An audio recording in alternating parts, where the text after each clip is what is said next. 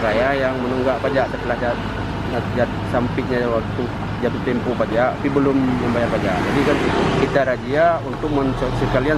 Sudarlun, tim gabungan di Nagan Raya merazia kendaraan di Jalan Nasional Blangmuko, Kecamatan Kuala, Kamis 14 Oktober 2021.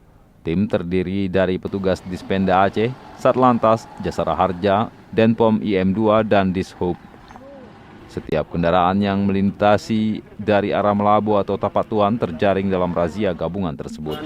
Petugas memeriksa kelengkapan kendaraan serta STNK dan SIM milik pengendara. Paling penting kendaraan yang di wilayah negara ya, karena terlalu banyak kendaraan yang di wilayah hukum negara ya yang menunggak pajak setelah sampainya waktu jatuh tempo pajak, tapi belum membayar pajak. Jadi kan kita razia untuk sekalian sosialisasi ke masyarakat, tolong untuk dapat membayar pajak tepat waktu.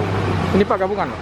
Gabungan, cuman untuk gabungan kadang ada jasa harja yang menyangkut dengan kiwi, ada perhubungan menyangkut dengan kir kendaraan, lalu lintas untuk petugas di lapangan memang. Dari Nagan Raya, Rizwan Serambion TV. Baik, Pak.